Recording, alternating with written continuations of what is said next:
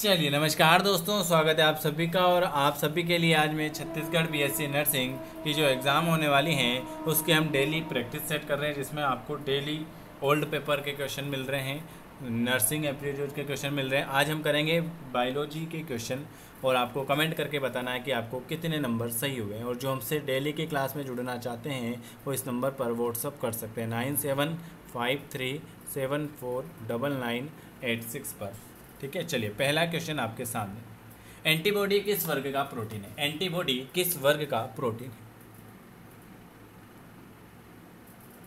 Very very good. Antibody जो हो जाएगा वो प्रतिरक्षा ग्लूकोबिन। क्या हो जाएगा? एंटीबॉडी जो हो जाएगा प्रतिरक्षा ग्लूकोबिन। चलिए अगला क्वेश्चन क्या लिखा हुआ है आपके सामने? अगला क्वेश्चन लिखा हुआ है HIV। HIV प्राय संक्रमित करता है। HIV क्या संक्रमित करेगा? HIV क्या संक्रमित करेगा? HIV हेल्पर टी कोशिकाएं। HIV हेल्पर टी कोशिका। कम समय में हम ज़्यादा क्वेश्चन करेंगे। स्तनधारियों के ब्लास्टुला को आप क्या कहते हैं? स्तनधारियों के ब्लास्टुला को आप क्या कहते हैं? उसे हम कहते हैं ब्लास्टोसिस्ट। क्या कहते हैं? ब्लास्टोसिस्ट कहते हैं। चलिए अगला क्वेश्चन क्या लिखा हुआ है? शुक्राणु के एक्रोसोम में पाया जाता है हाइड्रोलिक एंजाइम।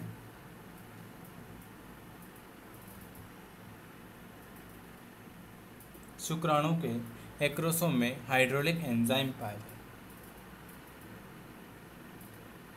वर्गीकी की आधारित इकाई।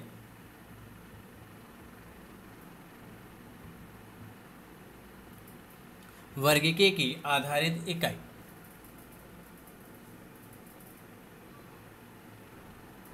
वर्गीकी की आधारित इकाई जो हो जाएगी वो जाति हो जाएगी। जाति। चलिए रेडियल विदलन किस में पाया जाएगा? रेडियल विदलन किस में पाया जाएगा? तो रेडियल विदलन आपके सिलेंट्रेट्स में पाया जाएगा। प्रोटोजोआ के वर्गीकरण का आधार क्या है? प्रोटोजोआ के वर्गीकरण का आधार क्या है? वेरी वेरी गुड, गमन। प्रोटोजोआ के वर्गीकरण का आधार है गमन करना। अगला क्वेश्चन लिखा हुआ है अडेप्टिव उद्विकास का दूसरा नाम क्या है? अडेप्टिव उद्विकास का दूसरा नाम क्या है? अडेप्टिव उद्विकास का, जैसे आपके दो नाम रहते हैं इसी प्रकार इसका भी दो नाम है। अडेप्टिव उद्विकास का दूसरा नाम है दीर्घ उद्विकास। दीर्घ उद्विकास। मानव रक्त समूह का उदाहरण है। मानव रक्त समूह किसका उदाहरण है? मानव रक्त समूह किसका उदाहरण है? पॉलीमार्फिज का।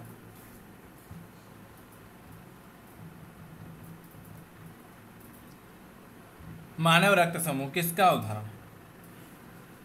वेरी वेरी गुड, पॉलीमार्फिज का। चलिए कौन सा कारक जनसंख्या घनत्व को नियंत्रित करेगा? कौन सा कारक जनसंख्या घनत्व को नियंत्रित करेगा? डेमोग्राफिक कारक।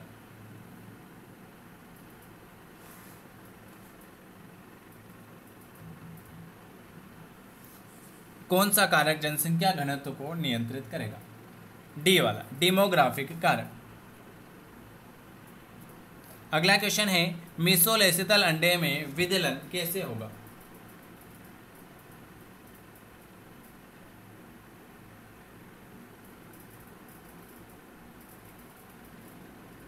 मीसोलेसितल अंडे में विदलन कैसे होगा? न तो मीरोब्लास्टिक में होगा, न असमान पर्णभुजी, न समान। ऑप्शन आपका डी वाला आएगा। इनमें से कोई नहीं। कौन से प्रोटोजोआ से काला अजार रोग होता है? लिशमानिया से। लिशमानिया से। कौन से प्रोटोजोआ से काला अजार रोग होता है? तो लिशमानिया से काला अजार रोग होगा।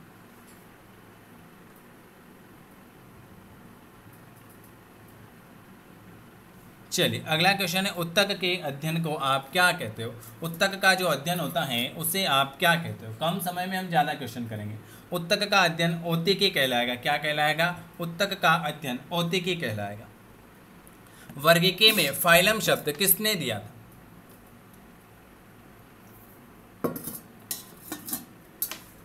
वर्गीकी में फाइलम शब्द किसने दिया था? तो अरस्तु ने दिया था। किसने दिया था? वर्गीकी में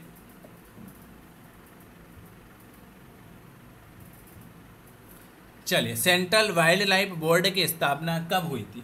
सेंट्रल वाइल्ड लाइफ बोर्ड की स्थापना कब हुई थी? 1955 में। कब हुई थी? सेंट्रल वाइल्ड लाइफ बोर्ड की स्थापना 1955 में हुई थी। चलिए अगला क्वेश्चन, कम समय में ज़्यादा क्वेश्चन करेंगे और अच्छा लगे तो लाइक शेयर सब्सक्राइब जरूर करें। पेब्रिन रोग, पेब्रिन रोग किससे संबंधित है? पेब्रिन रोग किससे संबंधित है? रेशम कीट से। गेस्टुलेशन के समय निर्मित गुहा, गेस्टुलेशन के समय निर्मित गुहा आर्केंट्रान क्या कहलाएगी? आर्केंट्रान। भारत में प्रोजेक्ट टाइगर कहाँ पर प्रारंभ हुआ? भारत में प्रोजेक्ट टाइगर कहाँ पर प्रारंभ हुआ? प्रोजेक्ट टाइगर 1973 में। 1973 में।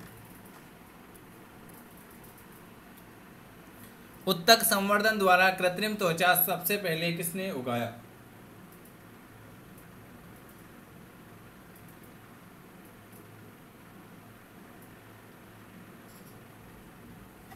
उत्तक संवर्धन द्वारा कृत्रिम त्वचा सबसे पहले हैरिसन ने। हैरिसन। ओरिजिन ऑफ स्पीसीज के लेखक कौन हैं? ओरिजिन ऑफ स्पीसीज के लेखक कौन हैं? वेरी वेरी गुड, वो हैं आपके चार्ल्स डार्विन। चार्ल्स डार्विन ने 1859 में ओरिजिन ऑफ स्पीसीज नामक पुस्तक लिखी थी। कान्हा राष्ट्रीय उद्यान कहाँ पर है? कान्हा राष्ट्रीय उद्यान कहाँ पर है? मध्य प्रदेश। मध्य प्रदेश, हमारा मध्य प्रदेश। गैस्ट्रिलेशन जूस का पीएच मान, गैस्ट्रिक जूस का पीएच मान,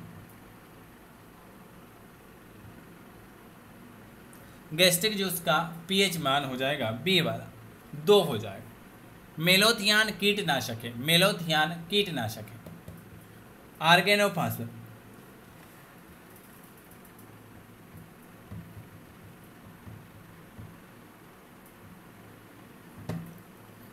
मेलोथियान कीटनाशक जो है वो है आपका बी वाला, आर्गेनोफासन। मधुमक्खी पालन, मधुमक्खी पालन को क्या कहते हैं? डी वाला।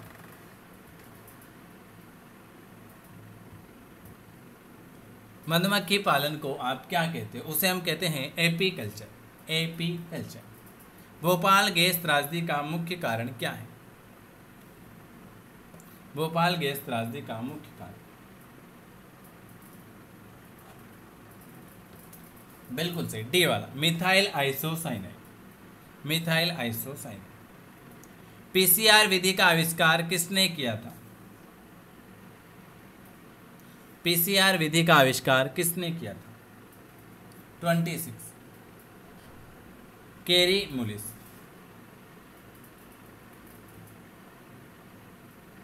Carry Mullis. लैंडिंग कोशिकाएं कहां पर मिलती? लैंडिंग कोशिकाएं कहां पर मिलती?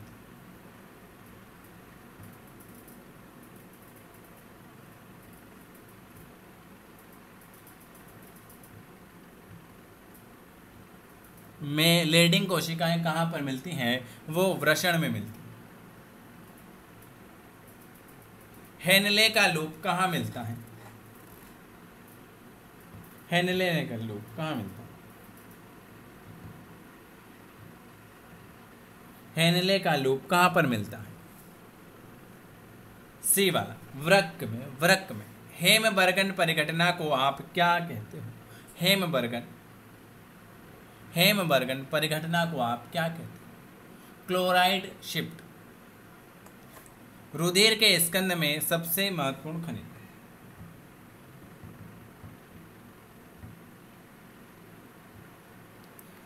रुधिर के स्कंद में सबसे महत्वपूर्ण खनिज ए वाला हो जाएगा, कैल्शियम। ये मैंने आज आपको 30 क्वेश्चन कराए हैं। अगर आपको वीडियो पसंद आता है तो आपको लाइक करना है, शेयर करना है, और अगर हमसे जुड़ना चाहते हैं तो दिए हुए नंबर पर मैसेज कर दिए कि सर हमें भी आपकी डेली की फ्री क्लास में जुड़ना है। वीडियो देखने के लिए आप सभी का बहुत बहुत धन्यवाद। कमेंट करके ज़रूर बताना कि आपको वीडियो कैसा लगा और आपके कितने नंबर आए हैं। ठीक है, चलिए अब मिलते हैं 8:30 बजे।